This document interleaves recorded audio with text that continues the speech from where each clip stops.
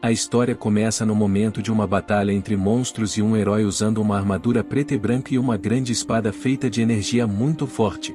O herói acha que, para acabar com essa longa guerra, tudo o que lhe resta é derrotá-lo. Aquele que mergulhou o mundo na escuridão e tirou a vida de seus amigos. Aquela que governa todos os monstros, a rainha. As garras da rainha estão carregadas de energia poderosa para essa batalha final. O herói aperta sua espada com mais força. Surge em sua cabeça a lembrança de que alguém pediu desculpas a ele, chamando-o de Arden, na Terra, onde ele não existe. Nesse momento, a rainha dos monstros ataca o herói, mas ele bloqueia esse ataque com sua espada. A onda de choque dessa colisão destrói os contos que estavam próximos a eles. Uma voz em sua cabeça pergunta se ele já tentou derrotar essa rainha repugnante. Agora tudo depende dele. Essa voz pertencia a um representante da raça das almas mortas, Dharmamur, que morreu. Arden percebe que a rainha o está atacando com grande velocidade. Ela o atingiu com esse ataque com grande força destrutiva. A voz do representante da raça dos dragões antigos, Ruben, que morreu, pergunta a Arden: agora ele entende? Os heróis são destinados a liderar aqueles que são mais fracos. Arden reúne suas forças e cerra os dentes. Ele golpeia com muita força usando sua espada. A rainha consegue se esquivar desse ataque, que foi capaz de superar até mesmo as montanhas. A rainha imediatamente se prepara para contra-atacar, reunindo uma enorme quantidade de energia em sua mão.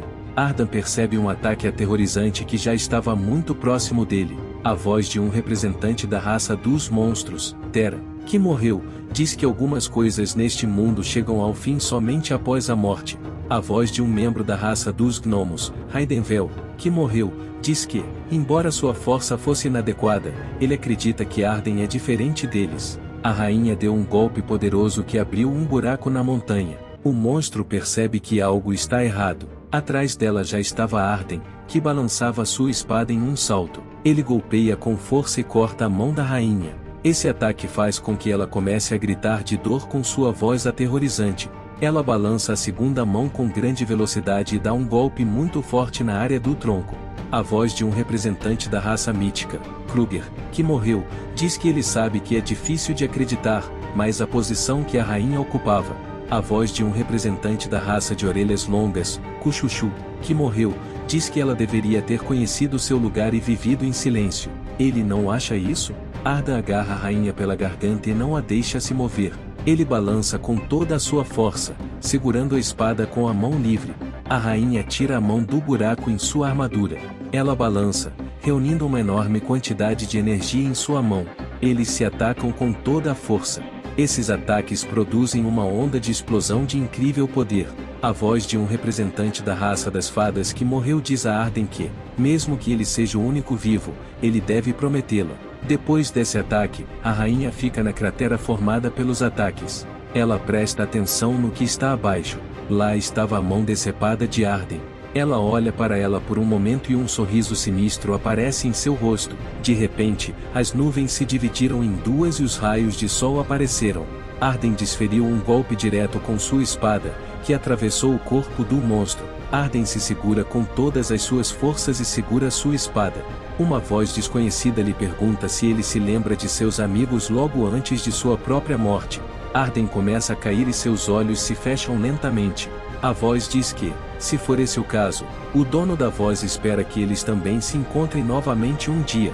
Arden cai no vazio e pensa que sempre esperará por isso, mesmo em arrependimento, enfrentando as consequências de seu egoísmo. Ele sempre se lembrará dos nomes daqueles que passaram em todos os testes para proteger os outros. Eles são chamados de caçadores. Depois de algum tempo no mundo moderno, onde há portais e grandes cidades, o cara chama Kiritanicho em voz alta e pergunta o que ele está fazendo. Eles terão uma reunião em breve. Ele está bem? Ele concorda e diz que estava apenas pensando. O cara diz que se ele voar nas nuvens, será demitido rapidamente. Como a batalha acabou, eles devem se reunir na base. Kiritanicho concorda e olha em volta para ver que ele e vários outros caras estão em volta de monstros grandes e mortos. Um dia, monstros apareceram neste mundo. Os caçadores despertaram. Ganhou agilidade e começou a caçar esses monstros. Arden acha que a imagem é muito diferente do que era em sua vida anterior. No fim das contas, ele foi parar no corpo do sapato de Kiritani. O cara lhe diz que deixará esse território para ele. Eles devem terminar antes que o capitão comece a repreendê-los novamente. No mesmo momento, aparece um homem que pergunta em voz alta a esses idiotas: eles servem para alguma coisa? Eles não devem desperdiçar seu tempo ou não receberão seu dinheiro. Esse homem é Kamandai, o capitão do primeiro grupo de assalto da Guilda dos Bravos. Os rapazes se desculpam com o capitão e dizem que vão se apressar. Kamandai os chama de escória inútil. Arden acha que, neste mundo, ele mal consegue derrotar os monstros até mesmo da masmorra mais fácil. Em outras palavras, ele realmente é um lixo. Algum tempo depois, Kiritanicho corre pelo parque no início da manhã. Ao mesmo tempo, eles cumprimentam os ouvintes do noticiário. O homem diz que agora é o melhor momento para os caçadores matinais. Hoje eles se familiarizarão rapidamente com as habilidades dos caçadores. As habilidades são uma forma de superpoder.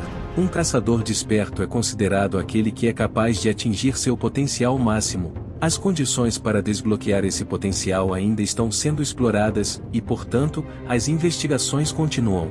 Arden acha que está prestes a atingir seu potencial de caça. Apesar do fato de a memória de sua vida passada estar preservada, ele não pode usar mana. Sua mente e seu corpo se lembram de todos os detalhes, mas mesmo que ele se lembre de como nadar, sem água essa habilidade é inútil. No caso dele, a razão pela qual ele continua a treinar todos os dias é provavelmente porque era isso que ele costumava fazer em sua vida passada. Ele pega o bastão e diz que está na hora de tentar fazer isso. Arden acha que, no mundo dos caçadores, o poder vem do status. Portanto, se ele continuar a treinar, todo o trabalho não terá sentido. Nesse caso, a vida que ele viveu é a de um cavaleiro. Ele não quer se esquecer disso, mesmo que seja o único a se lembrar de tudo. Ele golpeia com toda a sua força e o bastão que estava empunhando se quebra como uma espada. Alguém que passava pelo local reconhece Shu. Ele nota e percebe que se trata de Ren. Eles se sentam em um banco e Ren pergunta: ele está treinando de novo? Shu concorda com a pergunta. Ele diz que, quando olha para a maneira como se exercita todos os dias, acha que isso é esperado, mas ao mesmo tempo não é típico dele. Ele sempre teve essa expressão filosófica em seu rosto? Shu responde brevemente que não é nada disso. A menina aponta para ele e diz à mãe que o tio está brincando com uma vara. A menina diz que não deveria olhar para ele dessa forma. Ren diz que ele deveria encontrar um lugar melhor para treinar, ou talvez eles coloquem isso na internet. Por acaso ele quer se tornar um caçador? Shu diz que sabe que não é possível se tornar um caçador apenas por desejo, mas ele está certo. Ele quer despertar, tornar-se um caçador e ganhar muito dinheiro. Todos querem se tornar caçadores com um salário anual de mais de 2 bilhões, com a admiração do sexo oposto, ficando na linha de frente para enfrentar o desconhecido. O mundo realmente precisa de caçadores. Vren agarra sua cabeça e pergunta: é assim mesmo? Ele começa a acariciá-lo e diz que acha que ele terá sucesso quando crescer. As pessoas que têm algo a proteger sempre precisarão de dinheiro. Shu diz que tudo está claro para ele. Ele está interessado no que ele disse sobre as pessoas que têm algo a proteger. Vren pergunta: se você pensa assim, então o cronograma para limpar a próxima masmorra será divulgado amanhã, certo? Ele espera que eles não tenham que entrar em áreas muito perigosas. Shu diz que também espera que sim. Algum tempo depois, Kamendai diz que a masmorra que eles vão desbravar desta vez é a Raimar Elaborant. Os detalhes serão enviados a eles por e-mail. O rapaz se desculpa com o capitão e diz que ouviu dizer que esse é um lugar muito perigoso, mesmo entre as masmorras de nível C. Ele também ouviu que uma guilda já havia se envolvido em uma masmorra. Ele também soube que uma guilda já foi para lá e voltou muito maltratada. Ren diz ao capitão que isso é demais. Eles só recentemente aprenderam a lidar com zonas de nível D. A elaboração de Raimar é demais. Kamendai agarra seu rosto e diz que eles devem calar a boca e ouvi-lo. Eles não devem se comparar aos caçadores. Se eles são pagos para isso, então devem fazer seu trabalho de forma impecável. Eles não devem agir como se a opinião deles tivesse algum papel. Os rapazes dizem que poderiam tê-lo lembrado disso com mais cuidado. Não está chegando a hora de renovar os contratos? Kamendai diz que não importa, todos aqueles que ficaram com medo podem ir embora. Entretanto, nesse nicho, a confiança é a coisa mais valiosa. As pessoas que saírem antes do final do contrato não poderão trabalhar em nenhum outro lugar. Além disso, Mesmo sem suas palavras, os rumores se espalham por conta própria. Shu pensa e suspira. Kamandai pergunta o que o idiota acabou de suspirar. Foi o Kuretani de novo? Shu concorda e diz que foi ele de novo. Kamandai o agarra pelas roupas e pergunta quantas vezes mais ele terá que lembrá-lo de ter bons modos. Ele não deve agir como se fosse o único especial aqui. Ren diz que participará da limpeza. Ele participará, então ele lhe pede para parar. O capitão gostaria de evitar rumores antes do início da limpeza, certo? Os rapazes dizem que, já que Ren diz que irá, então, onde quer que eles vão, não faz diferença. Como os caçadores estarão lá, isso significa que tudo correrá bem. Tom e Ji acham que eles são idiotas estúpidos. Se eles cedessem só por causa desse tipo de pressão, poderiam muito bem seguir as instruções com a boca fechada. Ele sai e diz que eles terão de fazer tudo certo. Ele estará esperando. Ren diz que eles devem ir. No dia seguinte, Kamendai diz que eles devem se aquecer antes da liberação. Eida e Kuda assumem a linha de frente. Akeshi os apoiará à distância. Um grupo de suportes mágicos deve estar pronto para atacar. Shu acha que todos parecem preocupados. Ele entende que os caçadores não gostam desse expurgo porque foram forçados a isso. Kamendai diz que a escória não deve se colocar no caminho dos caçadores. Ren diz que eles partirão em breve. Todas as pessoas estão prestes a entrar no portal. Kiritani Shu olha para isso com uma expressão calma. Ele atravessa o portal e espera que esse não seja o primeiro passo para a morte. Brave Guild, primeira equipe de assalto do ranking. A masmorra de nível C, Haimarra Labyrinth, começou a ser limpa.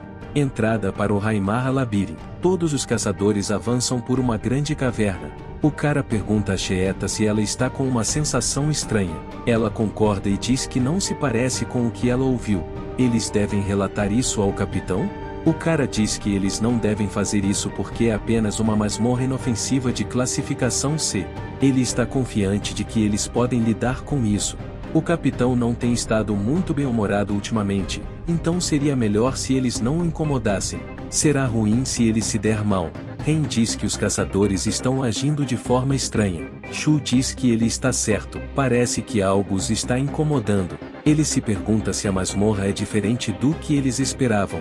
Todos os caçadores ouviram um som estranho se aproximando deles. O capitão sorri maldosamente enquanto Shu observa atentamente o que está acontecendo. Kamandai levanta a mão em sinal de que todos devem parar. De longe, em uma caverna escura, aparece a cabeça de um monstro. Um dos monstros, semelhante a uma barata, corre até eles, e na escuridão, um grande número de olhos desses monstros pode ser visto. O capitão avisa que os monstros estão chegando. Um caçador pergunta se eles acham que isso é um pouco demais para começar.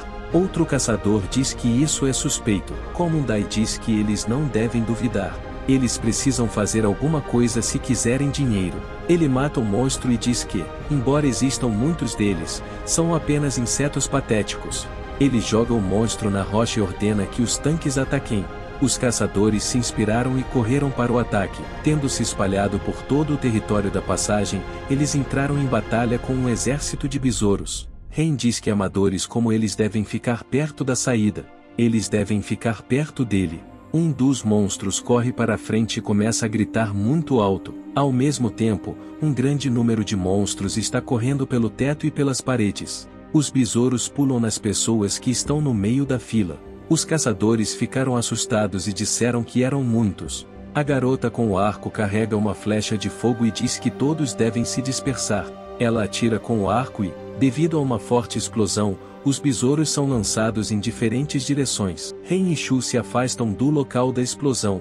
O caçador pergunta: já acabou mesmo? Kamandai diz que eles não devem ficar parados aqui. O chefe intermediário está chegando. Um monstro enorme está indo em direção a eles e o chão está rachando sob suas patas. Galas, chefe intermediário do Haimarra Labyrinth, estava na frente dos caçadores. O Kamandai diz que eles devem evitar sua cauda e mirar em sua cabeça. Aqui é cada um por si. Galas ataca com sua cauda em alta velocidade. Com esse ataque, ele atinge vários caçadores de uma só vez. Um dos caçadores diz que o chefe está pulando e que eles devem se esquivar. Golas pula na parede e rosna bem alto. O caçador pergunta: o exército de mágicos está pronto? Os magos dizem que concluíram seus preparativos. Eles devem parar de gritar com eles e sair do caminho. Não deveriam atacar a carapaça do chefe, pois era para lá que estavam mirando. Muitos ataques mágicos atingem o corpo de Golas, e em seguida, começa uma segunda salva de ataques mágicos. Depois que todos os magos atiraram no chefe, ele parou e ficou imóvel. Comundai pergunta se eles o mataram. Eles devem coletar tudo o que lhes parecer valioso. Alguns caçadores concordam e vão até ele. Ters acerta o chefe na cauda com uma espada e pergunta por que essa coisa é tão forte. O que ele vê o surpreende. Gauli se vira para ele e seus olhos brilham em vermelho. Ele começa a cuspir veneno na direção do caçador. O homem grita alto de dor e cai no chão. O ácido desse monstro chega a dissolver sua espada. Um dos caçadores chama Urrai, que foi morto por veneno, e diz que eles não foram informados de que esse monstro tem saliva venenosa. Todos os participantes devem se retirar. Eles morrerão se tocarem nesse líquido. A primeira fileira deve se retirar mais rápido porque até mesmo a fumaça do veneno é muito perigosa. O que os caçadores fazem? Eles tiveram que aprender tudo sobre essas coisas antes de chegarem. Shu acha que algo está definitivamente errado aqui. Tom e Dai perguntam a esses perdedores o que estão fazendo. Agora não é hora de inação. É fácil lidar com esse problema se você fechar a boca desse monstro. Shu acha que parece que até o comum tremeu. Tom e Dai dizem que todos eles são um bando de idiotas. Eles devem seguir em frente e ele mesmo lidará com esse monstro. Ele pula muito alto e está prestes a atingir a cabeça do monstro. Com um golpe poderoso, ele corta a cabeça do chefe intermediário. Os caçadores dizem que isso é exatamente o que eles esperavam do capitão. Ele é completamente diferente do chefe de nível C. Comundai diz a esses idiotas que eles devem se apressar e parar de ser preguiçosos. O caçador diz que ele está certo. Enquanto há tempo, eles devem verificar os suprimentos e examinar os feridos. Eles percebem algo voando pela caverna em grande velocidade. Eles veem um pássaro enorme voando sobre eles. Todos os caçadores, incluindo Comundai e Shu, olham para esse pássaro enorme. O caçador diz que isso não pode ser, apesar de terem acabado de derrotar o chefe intermediário. Por que o chefe da masmorra veio aqui? Esse pássaro é o chefe de Haimara, do labirinto de Haimara. O caçador pergunta ao capitão o que eles devem fazer agora. Comundai diz que eles não têm mais nada a fazer, que devem se formar imediatamente. Eles devem se injetar com o antídoto o mais rápido possível. Se tocarem as penas desse monstro, perderão a cabeça. Os caçadores ficam atonitos, não fazem nada e, por isso, tocam as penas. A mente de um dos rapazes está confusa e ele diz que já está farto. Ele começa a fugir e diz que eles não têm chance contra esse monstro. Kamendai diz que todos eles são apenas um bando de traidores. Outros caçadores também tocam as penas e dizem que está doendo muito. Eles não precisavam se tornar caçadores. Eles querem voltar para casa, para a mãe deles. Definitivamente, essa não é uma masmorra de nível C. Shu acha que ainda deve haver algo que ele possa fazer, mas ele tem muito pouco tempo. Ele precisava sair antes que o chefe ficasse muito bravo. Ele diz a Ren que eles devem pelo menos levar os recém-chegados com eles e fugir daqui. Ren pergunta por que eles fariam isso. Shu diz que é claro, para não perder tempo. Ren pergunta, se você pensar bem, como um lugar assim pode lhes dar tesouros? Ele sabe disso, certo? Ele não vai a lugar nenhum daqui. Ele está vendo isso? Tudo o que está aqui custa algum dinheiro. Até a espada de um caçador que morreu envenenado vale 200 milhões. E aqui as coisas podem ser ainda mais caras. Shu agarra suas mãos e lhe diz que ele precisa se recompor. Tudo isso já se dissolveu. Ren diz que o dinheiro é todo dele. Há muito dinheiro aqui. Até mesmo esse escudo deve custar alguns milhões. Ele se liberta do aperto de Shu, mas ele agarra seu braço novamente e lhe diz que não pode fazer isso. Ren empurra e diz que ele deve deixá-lo em paz. Ele derruba Shu no chão e, brandindo sua espada, diz que se ele quiser ir embora, deve ir sozinho. Ele não deve se intrometer em seu caminho. Ele tenta golpear com a espada, mas Shu segura a espada com suas próprias mãos. Ele diz que tudo isso, todo esse dinheiro, pertence a ele. Shu pede que ele se acalme. Ren diz que, para o bem de sua irmãzinha, ele precisa de dinheiro. Ele começa a chorar e diz que sua preciosa irmãzinha está doente. Ele precisa de dinheiro para curá-la. Por que ele não pode ser um caçador? Por que sua irmãzinha teve de sofrer assim? Ele quer viver feliz com sua irmã mais nova. Ele só quer que ela seja feliz. Shu o chama pelo nome e solta sua espada. Ren balança a espada e a apunhala no chão ao lado dele. Shu diz que está tudo bem. Ele pega a sua mão e diz que tudo ficará bem. Se ele fosse embora agora, poderia vê-la. Ren percebe isso e diz que lidou bem com ele. Shu pede que ele respire fundo e diz que está bem agora. Ren diz que isso é bom. Eles devem simplesmente deixar este lugar. Shu concorda e diz que eles devem se apressar. Ele percebe algo estranho em seu comportamento e se pergunta se ele ainda está sob a influência das penas do chefe. Ren se levanta abruptamente, com a espada na mão. Ele pega a espada com as duas mãos e se prepara para algo. De repente, ele recebe um forte golpe em todo o corpo. Shu se vira e está prestes a perguntar o que aconteceu, mas percebe seu amigo ferido. Ele fica chocado com o que vê. Os olhos de Ren começam a escurecer e ele cai. Shu o agarra e chama seu nome. Ren usa o que resta de suas forças para dizer que está feliz por ele estar bem. Komondai pergunta para onde eles estão indo. O show já acabou. Shu percebe que a pena do chefe da masmorra está no ombro do capitão. Arden se lembra da morte de um representante da raça das fadas. Ele olha para o corpo do moribundo Ren e pensa que, quando ouviu que tinha alguém para proteger, acreditou que essas eram apenas palavras de um idealista. Pensou que ele estava apenas exagerando e que suas palavras eram vazias porque ele sabia mais sobre sua vida passada. Ren morreu cobrindo-o. Se ele não tivesse dado importância às suas palavras, sua morte teria sido em vão. Kamen-dai diz que eles deveriam dar uma olhada nisso. Que beleza! Arden acha que, mesmo agora, ele precisa ter certeza de algo. Kamen-dai pergunta se ele é o idiota que luta com duas espadas. Desculpe incomodá-lo, mas ele não está no jogo. Shu quer ter certeza de que o caçador de nível C à sua frente definitivamente morrerá hoje. A limpeza da masmorra falhou. A equipe se dispersou e os caçadores foram destruídos. Kamen-dai olha para as penas que caem do chefe. Ele se pergunta por que algo assim aconteceu. Não foi um erro dele. Ele sempre esteve certo. É isso mesmo. É tudo culpa desse lixo. Esse bando de idiotas interferiu no trabalho do caçador. Esses insetos não têm o direito de existir. Ele atacou as pessoas e acha que vai se certificar pessoalmente de que elas lhe paguem integralmente por essa perda. Ele mata os caras que pedem para o capitão cair em si. Komondai continua matando-os e acha que esses idiotas inúteis deveriam morrer. Ele se vira e percebe Kiritani Shu. Ele acha que ele também deveria morrer.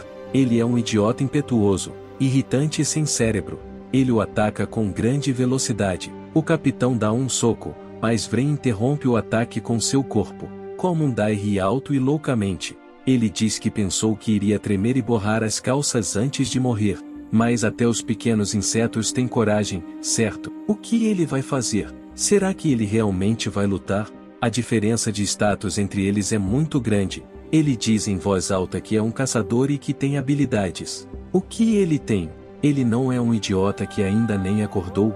Isso não importa, porque primeiro ele cortará seus olhos. Ele percebe que Shu não estava onde ele estava apontando com a espada e isso o surpreende muito. Shu rapidamente se viu atrás dele e estava pronto para atacar.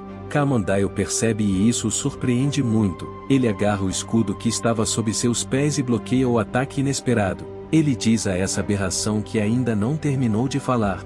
Ele bate com muita força. Shu se esquiva desse ataque e acha que pode se mover. Mesmo que seu oponente tenha perdido a cabeça, ele não deve se esquecer de que é um caçador. Ele tem um poder extraordinário. Parece que ele realmente é um caçador, embora seja um podre. Ele verá como o treinamento regular o ajudará.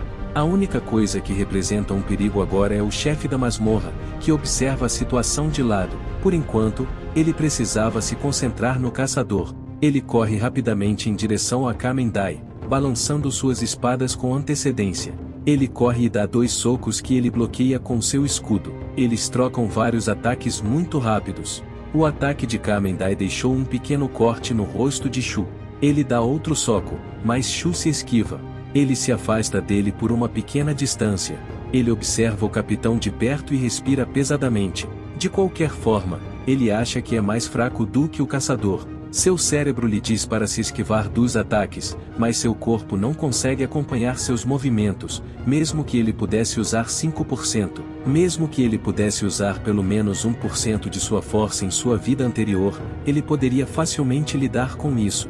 O Komundai chama esse idiota e pergunta como isso é possível, como um lixo como ele pode se mover tão bem. Shu sorriu e pensou que ele parecia estar começando a se preocupar quando percebeu que a situação não era tão previsível. Parece que ele perdeu muito tempo tentando descobrir uma estratégia. Shu pergunta, ele quer saber como?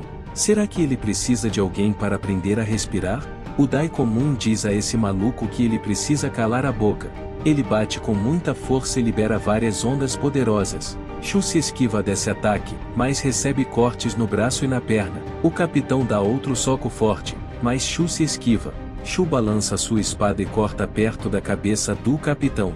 Esse ataque deixou um pequeno corte em seu pescoço. Shu acha que foi um ataque terrível, mas ele deve continuar no mesmo ritmo. Com seus próximos ataques, ele quebra a ombreira do capitão e partes de sua armadura. Dai comum percebe que está perdendo muitos ataques. Ele se afasta para colocar mais distância entre eles. Será que ele não entende o que está acontecendo aqui?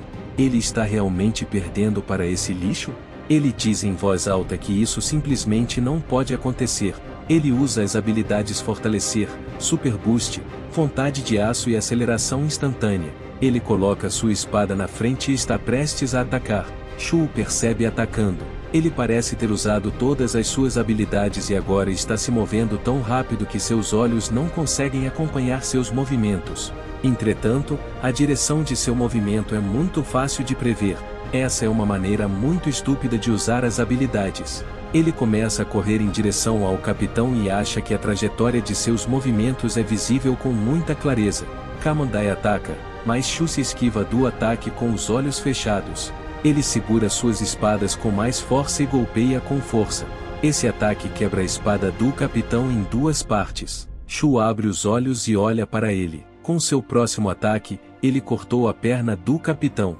Komundai cai de costas e grita alto de dor. Ele olha para Shu, que está ao seu lado. Ele pergunta a esse maluco se ele realmente acha que pode se safar tão facilmente. Shu diz que as penas de chefe são bastante convincentes para ajudar uma pessoa a perder a cabeça. Ele vai dizer que recuperou a sanidade antes de morrer? Caso contrário, ele tem certeza de que merece morrer. O Komundai diz que isso é terrível. Isso é um tipo de bobagem. Ele é um caçador, como um perdedor como ele, que ainda nem acordou. Shu não o deixa terminar, dizendo que ele deve morrer. Com um ataque muito rápido, ele corta sua cabeça. Shu suspira pesadamente e olha ao redor. Ele se pergunta se isso é uma destruição completa. Fazia muito tempo que ele não via tantos cadáveres. Isso se deve ao fato de ele ter passado as últimas centenas de anos de sua vida passada sozinho. Ele percebe que seu corpo começa a brilhar com energia mágica. Ele se pergunta o que é isso. Será que isso se deve ao fato de ele ter pensado em sua vida anterior? Ele sente algo semelhante ao poder mágico. Talvez a sensação de poder mágico com uma espada em suas mãos seja esse mesmo despertar. Ele fica surpreso com o que vê à sua frente.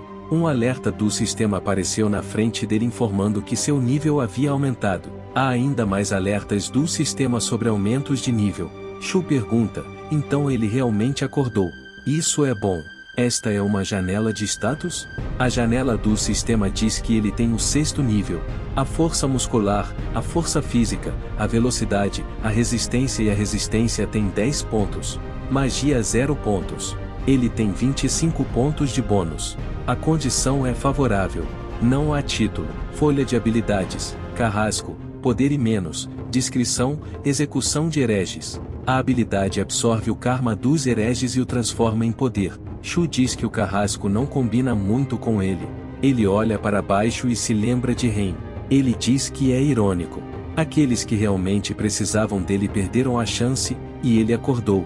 Ele ouve um barulho e se vira, percebendo que o chefe voou para algum lugar. Shu olha para Haimara e diz que ela faz muito barulho. Ele adiciona um ponto à magia.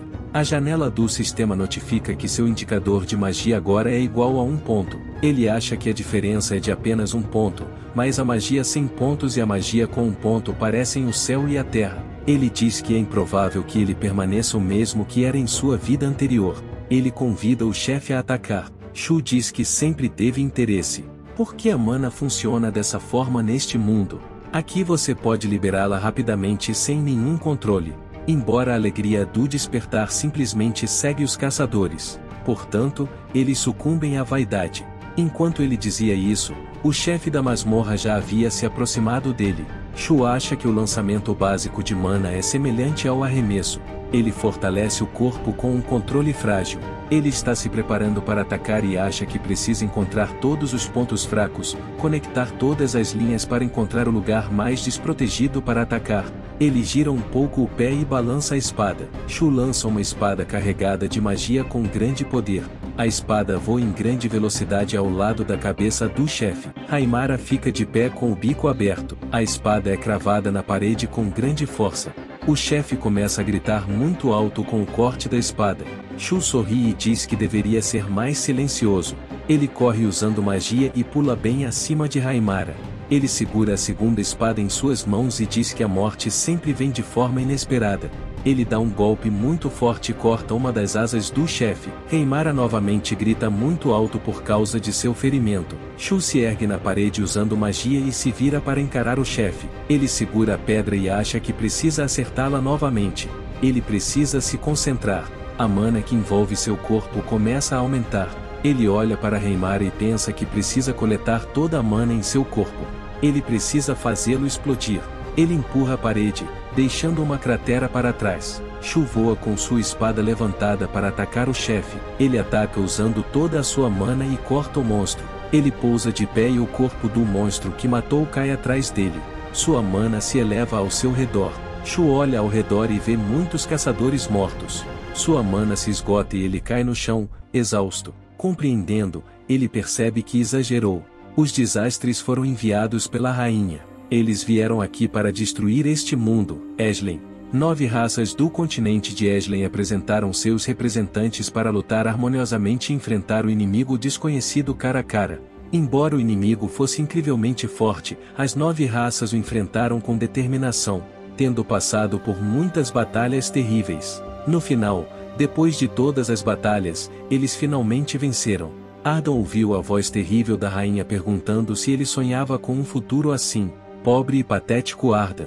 Ele pergunta o que está acontecendo. Ele tem certeza de que a derrotou. Alina precisa fugir. Seu rosto estava distorcido e ela perguntou com a voz de uma rainha para onde ela deveria correr. Todas as estrelas do céu desapareceram, mas será que ele ainda está se agarrando à esperança? Ardan deve se lembrar de que tudo isso aconteceu apenas por sua culpa. A escuridão de seus pecados continua a queimá-lo por dentro, mesmo em sua próxima vida. Kiritanishu acorda e fica surpreso com esse pesadelo. De alguma forma, ele foi parar em um quarto de hospital. Ele se levanta abruptamente para olhar ao redor. A voz de um homem diz que ele finalmente acordou. Um homem se senta em uma mesa e bebe algo de uma xícara. Ele coloca a xícara no prato e diz que dormiu por 3 dias inteiros, o novato Kiritanishu. Ele pergunta quem é o homem. O homem lhe entrega um cartão de visita e diz que ele não precisa ter tanto medo dele. O cartão de visita diz que seu nome é Tamura Khan.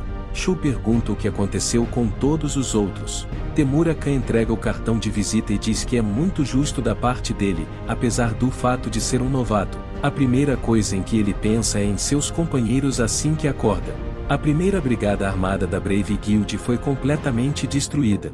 Todos, inclusive o capitão, estavam mortos. Quando os paramédicos chegaram ao local, ele era o único sobrevivente. Shu pergunta o que aconteceu com o homem chamado Egal Arrin. Tamura Khan diz que eles decidiram realizar o funeral dos mortos no prédio principal do caçador. Tudo isso aconteceu enquanto ele estava em coma. Agora, ele deve deixá-lo chegar ao assunto principal. Ele está confiante de que já percebeu que a elaboração do Haimar foi classificada como uma classificação B. Ele tem alguma opinião sobre esse evento? A guilda que acabará de alcançar a classificação achou essa masmorra muito difícil, mas o capitão Como estava ficando cada vez mais azarado ultimamente. Shu diz que não sabe nada sobre isso. Mas o que ele quer dizer com cada vez mais? Tamura Khan diz que parece que ele não foi informado. Talvez Como não tenha contado a ninguém sobre isso. Ele tinha muitas dívidas por causa de sua paixão por jogos de azar, por isso, ele foi saldar a dívida. Apesar do fato de que ele sabia da enorme complexidade da masmorra, mudanças inesperadas na masmorra podem ser verdadeiras. Eles ainda estão investigando fenômenos anômalos nas masmorras. Ele teria que entrar em contato com eles novamente caso se lembrasse de mais alguma coisa. Shu se deita de costas e toca a testa com a mão. Ele acha que a morte de Ren e a razão repugnante para que a comunidade se expurgue são exatamente como o seu despertar. Depois de um tempo, ele liga a TV e pensa em acordar. O apresentador do noticiário diz que chegou a hora da sessão Eu Quero Me Tornar Caçador. Ele quer apresentar ao público os convidados do episódio de hoje. Ela é uma pessoa bastante famosa, então ele espera que todos estejam ansiosos por esse episódio. Trata-se de uma caçadora de nível SS apelidada de Odin's Justice, a melhor caçadora do Japão e a segunda mestre da Murder Guild. Seu nome é Aekizora. Durante seu despertar, ela ganhou 4 habilidades. Isso acontece muito raramente. Ele pede que ela entre. Shu acha que a melhor caçadora do Japão, chamada Aekizora, é mais popular do que algumas estrelas. Se ela é da categoria SS, ele também é. Ele chama uma lista de habilidades e uma janela do sistema aparece à sua frente. Na janela do sistema, está escrito que a habilidade é Executor, Descrição Forte, Punição de Hereges. A habilidade absorve o karma dos hereges e o transforma em poder. Shu acha que todas as pessoas mais são hereges. Ele supõe que despertou quando Como morreu. A única questão é, em quem são as pessoas mais? Ele pesquisa na internet a habilidade do carrasco, mas não encontra nenhum resultado. Ele acha que isso era bastante esperado. Essa não é apenas uma habilidade rara, mas uma habilidade que só ele tem. Ele diz que se houvesse um serial killer por perto, ele poderia testar a habilidade e a ação, mas acha que o mais importante agora é que ele está rançoso e se lembra do pesadelo que teve. Ele encontra algo no telefone e diz que é interessante. Depois de algum tempo na recepção, a moça diz a Shu que seus cheques acabaram. Ele precisa cuidar de si mesmo. Ele deixa o hospital.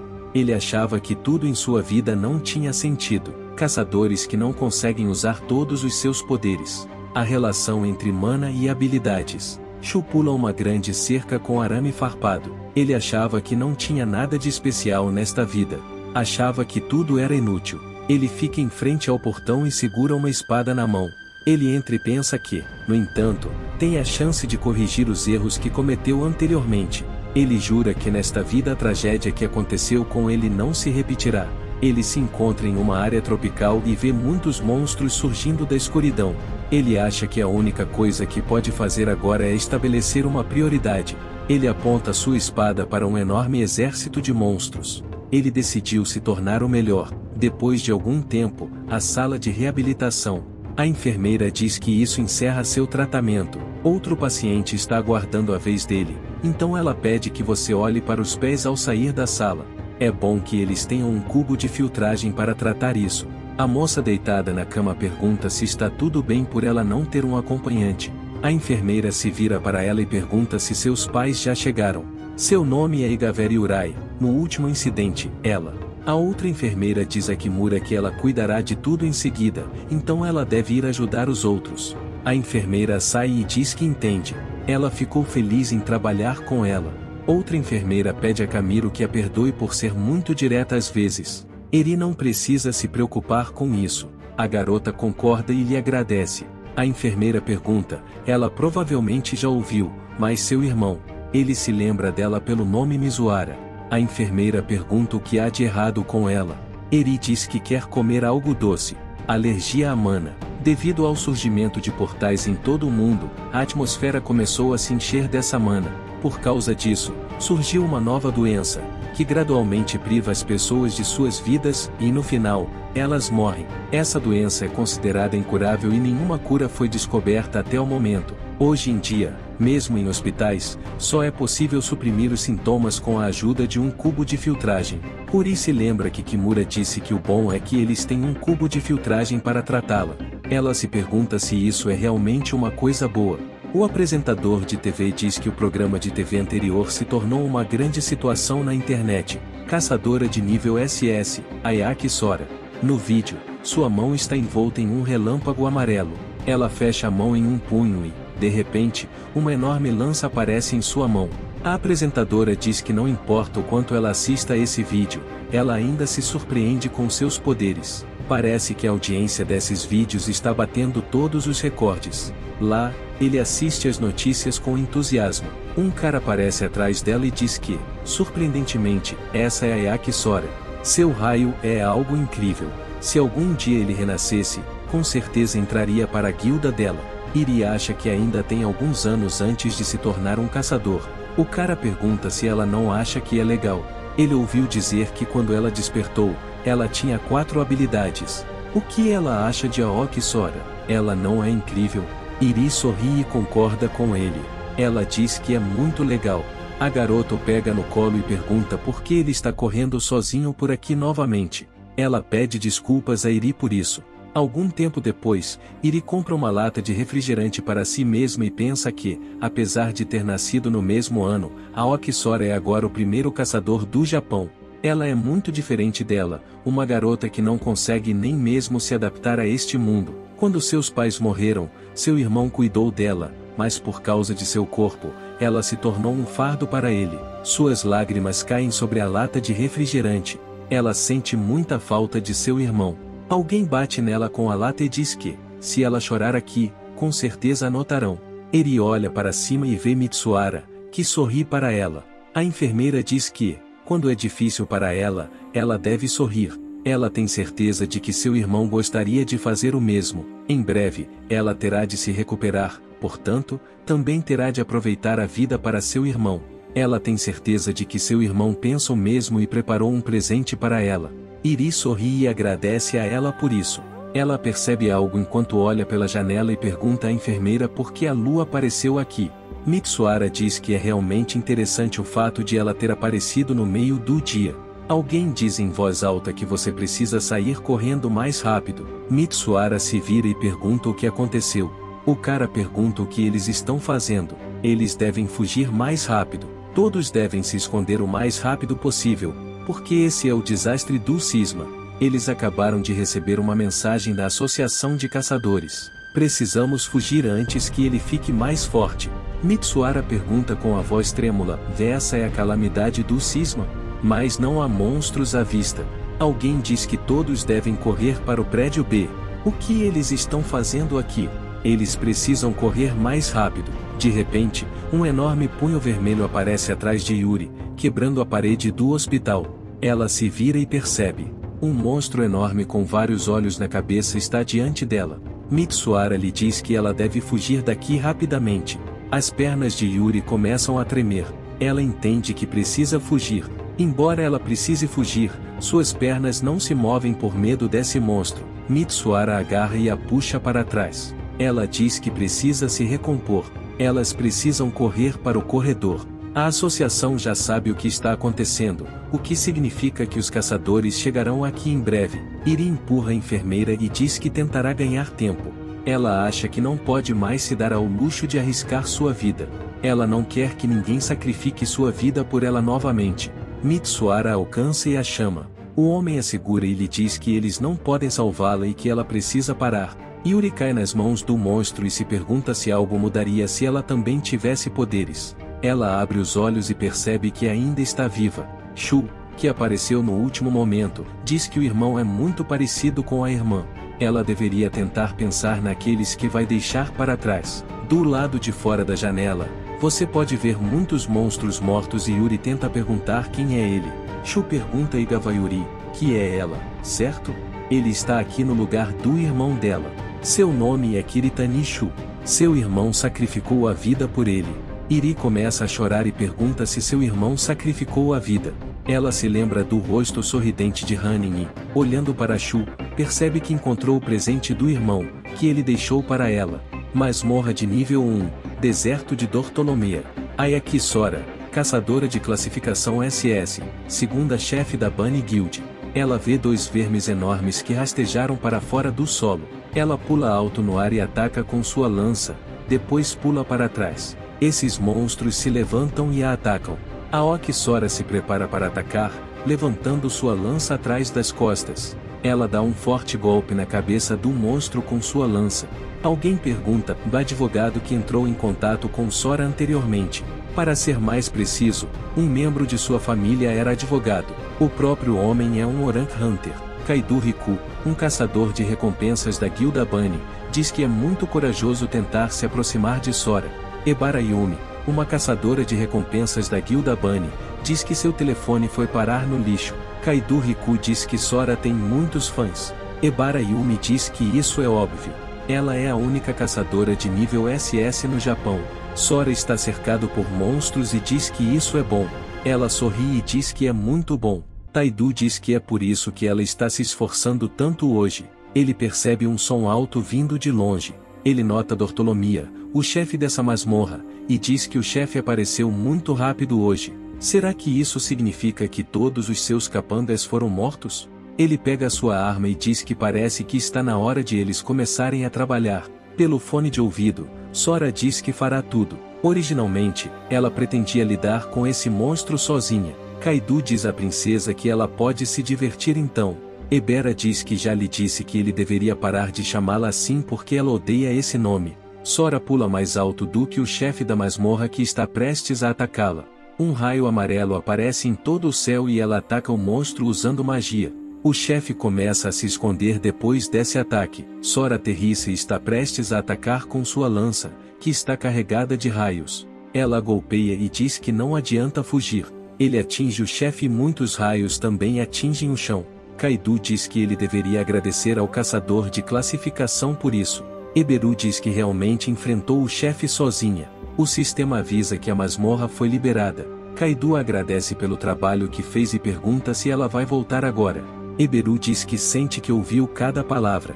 Kaido pergunta se ela tem certeza disso. Ele não disse nenhuma palavra à princesa. Um olho enorme aparece no céu. Sora diz que eles falarão sobre isso quando voltarem. De repente, começa um forte terremoto, que é percebido pelos 3 caçadores. Eberu pergunta por que isso está acontecendo. Eles já haviam lidado com o chefe, então por que havia uma fenda? Kaido fica surpresa e diz que ela deve olhar. Eles notam uma enorme esfera com um olho no céu e se perguntam se esse é o núcleo da masmorra. Eberu pergunta se o núcleo não deveria aparecer em algum lugar profundo da masmorra. Kaido diz que as anomalias sempre acontecem de forma inesperada. Ele aponta seu rifle para o núcleo e dispara um tiro poderoso usando mana. O tiro voa uma distância enorme a caminho do núcleo, mas o projétil para sem atingir o alvo. Na janela do sistema, está escrito que sua distância efetiva de disparo é de 4,5 km. A distância máxima de disparo é de 7 km. A distância até o alvo é de 12 km. Kaido diz que parece que está muito longe dele. Sora pergunta qual é a distância até o alvo. Kaido diz que é cerca de 12 km. Os ataques de longo alcance serão inúteis aqui. Independentemente da força do ataque, esse alvo não pode ser alcançado a uma distância tão longa. Mas eles já estão atrasados. Sora olha para o núcleo e sugere mudar sua localização. Kaido diz que, considerando que haverá uma fenda em breve, ela provavelmente está certa.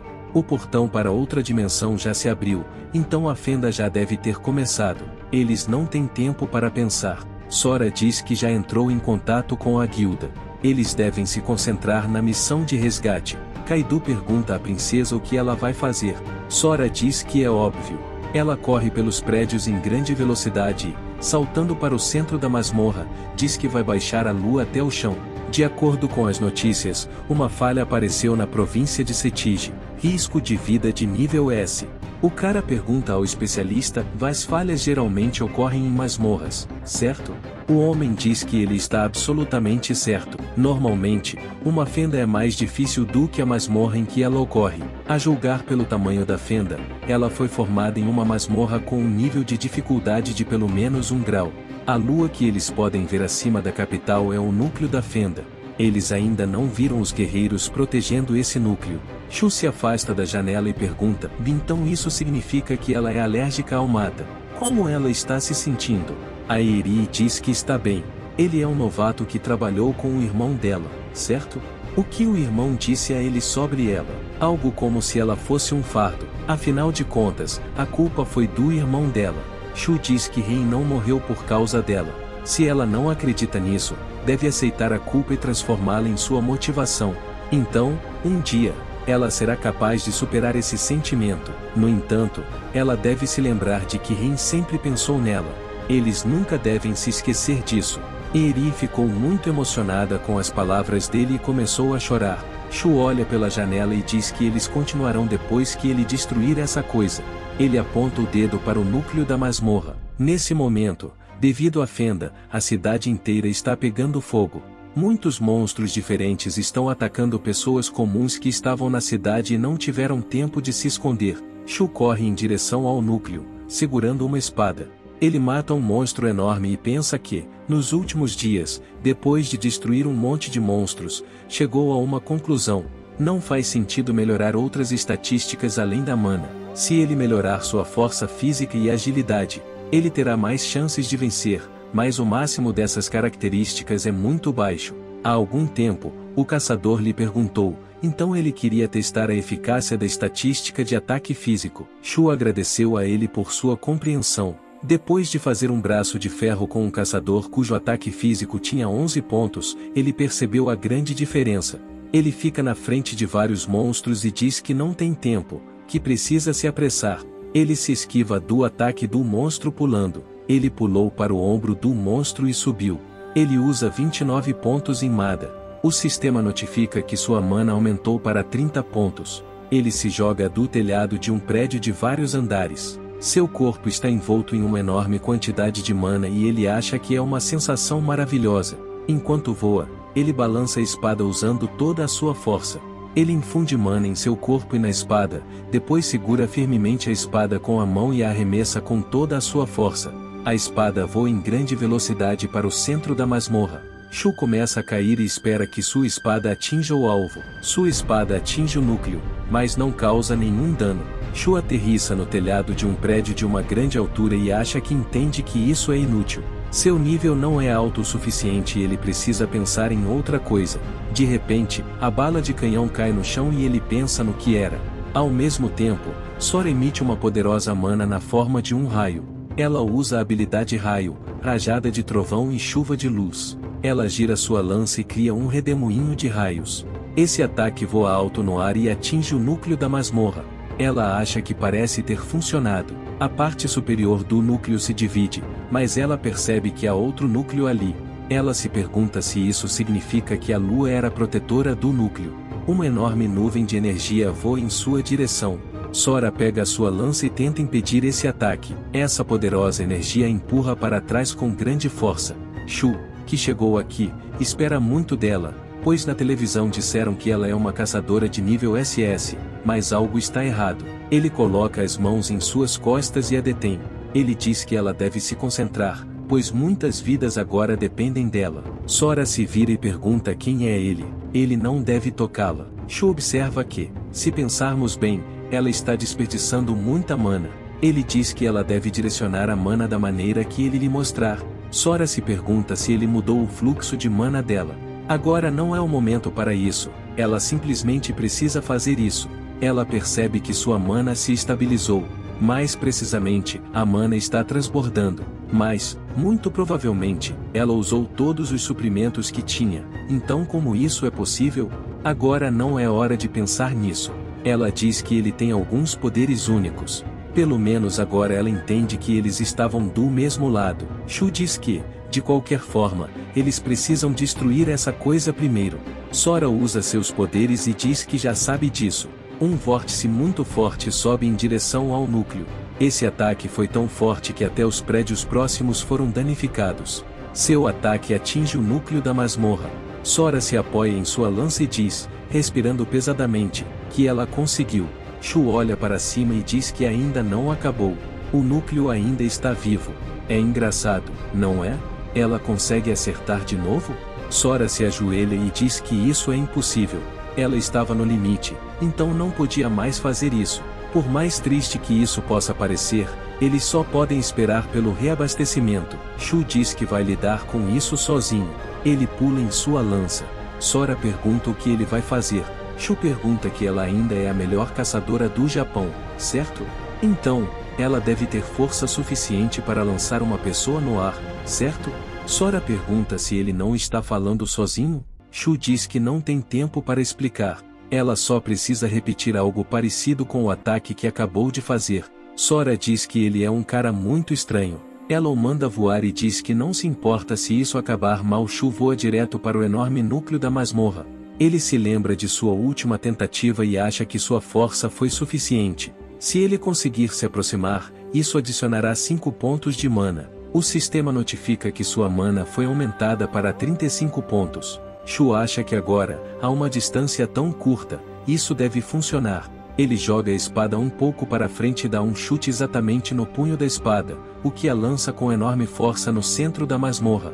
Sua espada voa com grande velocidade e atinge a bala de canhão. Com esse ataque, o núcleo da masmorra foi destruído em pedaços. Sora, que está assistindo a isso, não consegue acreditar em seus olhos. Ela olha para ele e diz que ele está definitivamente louco. O núcleo da masmorra foi destruído em pequenos pedaços e caiu. Shu cai e muitas janelas do sistema aparecem à sua frente, nas quais está escrito que seu nível foi aumentado e que ele também recebeu uma nova habilidade. Ele cai com grande velocidade e diz que foi ótimo. Enquanto cai, ele percebe algo, vira-se no ar e percebe que está caindo sobre edifícios. Ele aterrissa e pula em prédios para escapar de lá. Sora acha que ele não apenas redirecionou a mana dela, mas também quebrou o núcleo da fenda. Será que existem outros caçadores de nível SS além dela? Algum tempo depois, o apresentador do noticiário diz que a fenda que ocorreu ontem foi classificada como um evento incomumente raro de dificuldade S+. Tudo graças a Yaki, que permaneceu calma até o fim. Sora diz que, na verdade, foi outro caçador que a ajudou. Ele desapareceu assim que tudo terminou, então ela não sabe quem foi. Mas ela gostaria muito de encontrá-lo novamente, se fosse possível. Eri pergunta, ele era o caçador? Shui pergunta como ela está se sentindo. Parece que ela já está se sentindo muito melhor. Eri diz que estava um pouco preocupada quando foi hospitalizada, mas que se sente muito melhor agora. Ele se pergunta, ela realmente precisa saber disso? Ela pergunta, ele não é um novato agora, certo? Shui concorda e diz que ele acabou acordando. Eri pergunta, isso significa que ele vai se tornar um caçador? Shui diz que, para ser honesto, ele não sabe, pois para se tornar um caçador, ele precisa passar em um exame e tudo mais. Eri diz que ele com certeza pode passar no exame. Shu diz que ele quis dizer que seu nível ainda é muito baixo.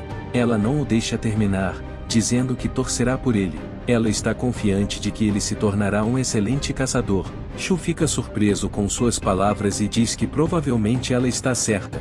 De qualquer forma, o status não mudará nada.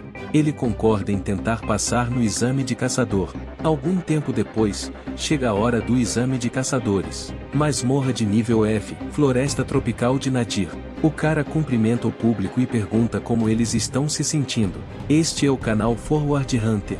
Ele revela os segredos dos caçadores. No momento, ele está transmitindo o 558º teste de caçador no campo de provas. Ele para o caçador e pergunta se pode distraí-lo por um segundo. O cara pergunta se ele é um caçador de nível SSS. Ele ri e diz que é óbvio. A Yakizora tinha 4 habilidades quando acordou, certo? Ele acordou com 3. O nome desse cara é Yabukigou. Ele é um caçador e examinador que tinha 3 habilidades ao despertar. O cara diz que está bastante confiante. Qual é a classificação que ele está buscando neste exame? Yabuki diz que é óbvio que ele está buscando o primeiro lugar. Há algum motivo para se contentar com menos? Shunote acha que sua classificação máxima é que ele está apenas desperdiçando sua mana porque não sabe como controlá-la. Um dos caçadores fica surpreso e diz em voz alta que Aokizora está lá. Alguém diz que desta vez haverá um convidado especial cuidando do local, Aokizora. Ela cumprimenta os participantes, diz seu nome e conta que é uma caçadora.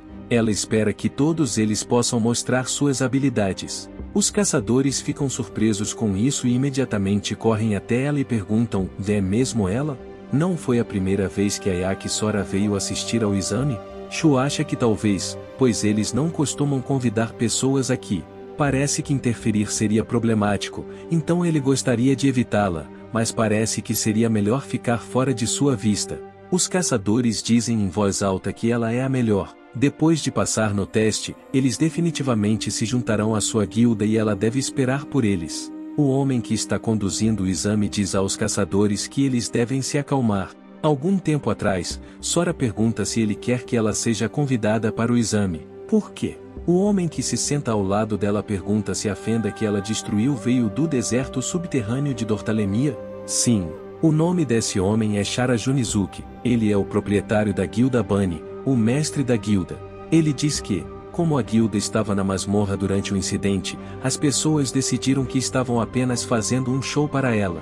Sora diz que isso é nojento. Junizuki diz que concorda com ela, mas eles não podem ignorar o fato. Obviamente, o próximo exame será o presidente da Associação do Japão. Portanto, se ela participar, eles conseguirão reconquistar a confiança do povo e das autoridades. Depois disso, os rumores também devem se dissipar. Além disso, se ela encontrar recém-chegados dignos, terá de levá-los para a guilda.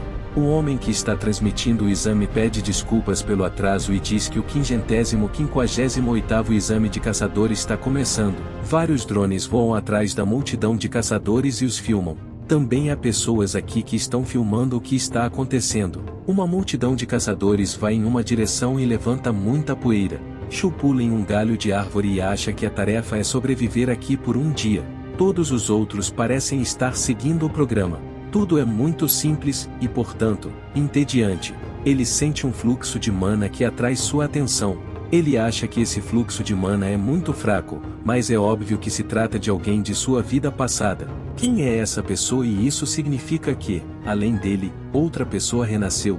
O presidente da Associação de Caçadores de Wakamatsu, Kinzu, pergunta: e quem será o número 1 desta vez? A Yakizora diz que é possível que seja o Yabukiku, que recebeu 3 habilidades durante seu despertar. Kinzu pergunta o que significa o número de habilidades. Sora se vira para ele e pergunta se ele tem uma opinião diferente. Ele diz que parece que os jovens já se esqueceram de que a pessoa que primeiro parou a fenda no Japão é um Elfiri, que é um caçador abaixo do nível S. Sora acha que não pode dizer nada a alguém que viu tudo pessoalmente.